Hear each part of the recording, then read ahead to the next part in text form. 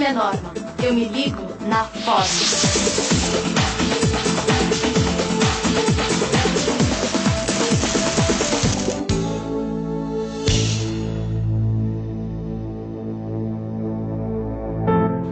As formas do fundo do mar me deixam muito ligada. Mais até do que as formas geométricas. Por exemplo, eu sou apaixonada pelos sólidos platônicos. Eu sou ligada nos ângulos retos que aparecem nas coisas que as pessoas fazem. Eu amo as flores trímeras, tetrâmeras, pentâmeras. Mas não tem coisa que me enlouqueça tanto quanto as formas do fundo do mar. Olha só que maravilha da natureza. Eu acho que não tem geometria no mundo capaz de explicar as formas do fundo do mar. Ou será que tem? Será que é possível? Não, acho que não. Para explicar as formas do fundo do mar, tem que ser artista. Mas é claro, olhos de artista. Durante os 1000 anos que compõem a Idade Média, os artistas não se preocuparam na representação da terceira dimensão. No Renascimento, ao contrário, a terceira dimensão passa a ocupar uma posição central na preocupação dos artistas. E exatamente a maneira de representar uma terceira dimensão, ou de sugerir a ilusão de uma terceira dimensão em um quadro de 2 dimensões, vai levar a que os artistas descubram um jeito, uma forma de representação da terceira dimensão que passará a se chamar a perspectiva. Um quadro, por exemplo, como esse do Rafael, A Ressurreição do Cristo, que está no MASP, no Museu de Arte de São Paulo. Vocês verão que, por exemplo, a representação do sarcófago é uma representação em 3 dimensões. À medida que nós vemos o sarcófago se aprofundar na paisagem, ele vai diminuindo a sua largura, não é? Da mesma maneira a tampa dele. E, por uma questão de clareza também, o pintor divide a composição em 4 partes, em 4 quadrantes, que servem exatamente para delimitar claramente aquilo que é o espaço da paisagem do espaço mais próximo da cena. O modernismo vai, de alguma maneira, recolocar ou reformular o problema da perspectiva segundo um outro ponto de vista. Ele vai tentar entender que pode haver uma geometria do espaço que não corresponda a um ponto de vista fixo, como era aquele da perspectiva. De tal maneira que vai surgir, portanto, o cubismo que é uma tentativa de colocar os objetos num sistema multiprísmico, ou seja, de vários prismas. O objeto é representado como se ele pudesse ser visto ao mesmo tempo por diversas angulações. Esse sistema é um sistema que, por sua vez, entrará em crise também muito rapidamente. E permanecerá o problema de como associar a representação do mundo com alguma ordem geométrica. Uma das tentativas mais interessantes de associação entre exatamente este aparente caos do mundo e a ordem que ele pode, na verdade, ocultar, ou que pode estar oculta nele, é a tentativa levada a efeito pelo artista holandês chamado Piet Mondrian. O Mondrian tenta encontrar uma estrutura muito simples, composta de um horizontal e uma vertical, dentro da estrutura da paisagem. É esse momento que nós podemos perceber, por exemplo, nessas paisagens nas quais o horizonte se transforma numa pura linha horizontal e o evento na paisagem, seja ela uma árvore ou um moinho, aparece como o germe de uma verticalidade pura.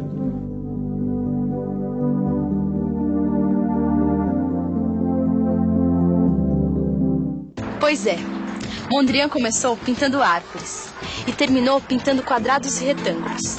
Acontece que tem outro artista que fez outra viagem. Esse artista nasceu na Polônia, mas ele vive no Brasil há um tempão. O nome dele é Franz Krasberg. Ele é louco pela natureza. Vive arrumando briga para defender as matas do Brasil. E um dos jeitos que ele tem de brigar é fazendo arte. Olha as formas que ele inventa usando árvores, usando a natureza como matéria-prima. E presta atenção no que ele disse uma vez. Se Mondrian passou da árvore ao quadrado, ele apenas soube aproveitar uma das infinitas possibilidades da árvore. Então, vamos rever o quadrado para reencontrar a árvore. E se a gente seguisse esse conselho do Krasberg? Por que a gente não coloca a mão na massa para tentar criar as formas da natureza a partir das formas geométricas simples?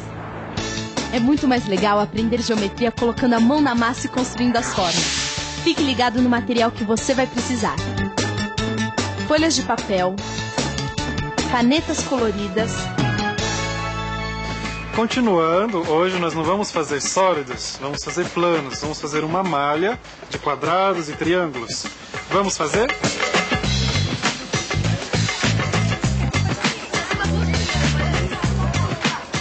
Só que é o seguinte, os quadrados e os triângulos têm que ter os lados do mesmo tamanho, para a figura ficar mais bonita.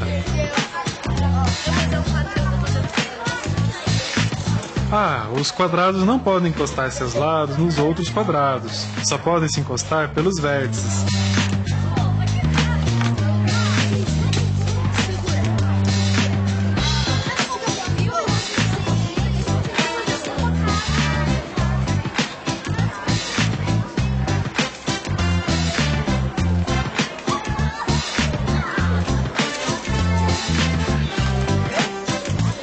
Isso, tá ficando bom, muito legal.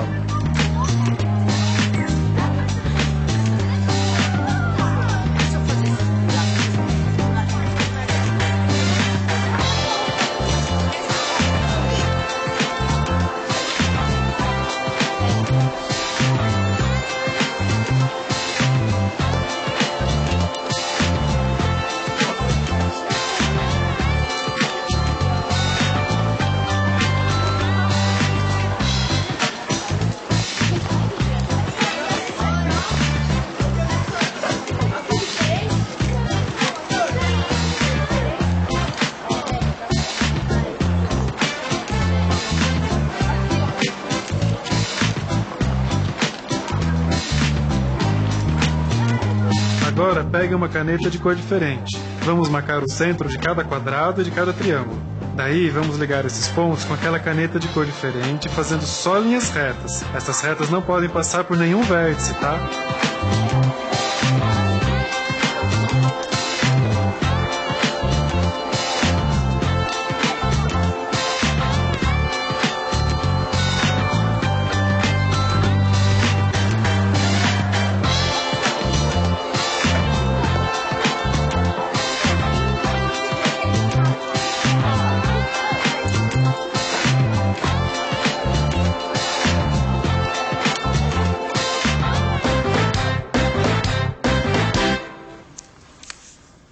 Pronto. Agora é só me afastar para ver isso melhor.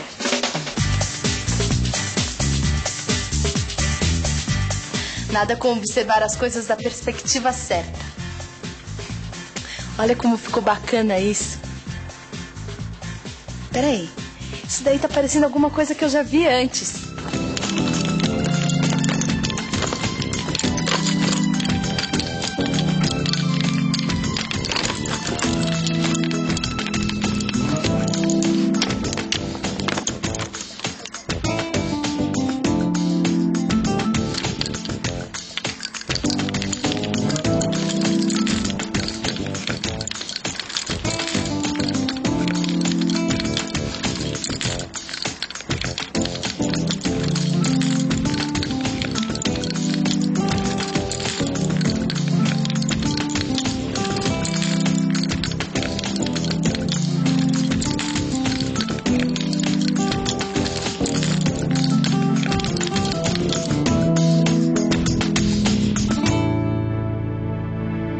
Os árabes acho que foram os grandes geômetras, né, da humanidade.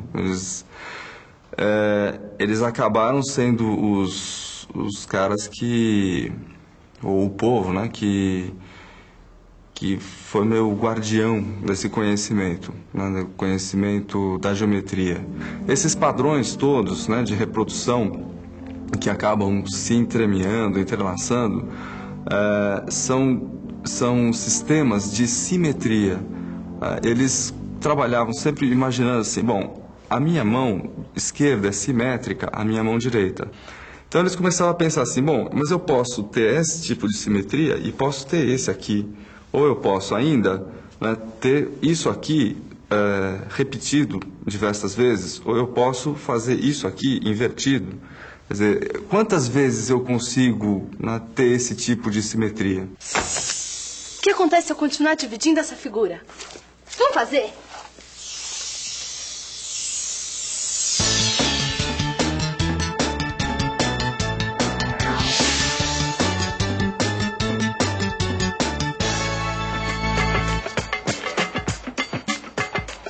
Agora, com uma terceira cor, vamos marcar o meio dos lados dos quadrados e dos triângulos e vamos ligar esses pontos.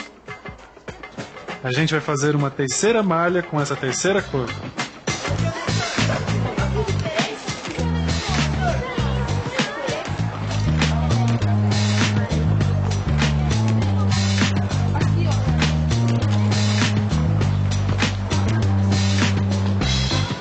E a gente pode ficar sempre dividindo e ligando os pontos. A gente pode fazer muitas malhas diferentes.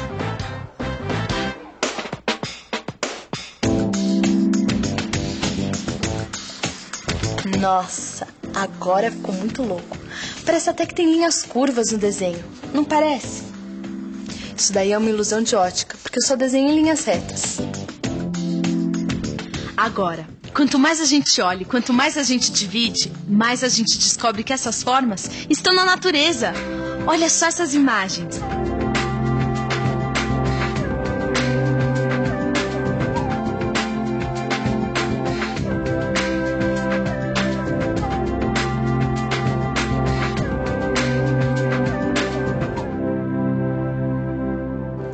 E não é que a geometria aparece em tudo que é forma da natureza?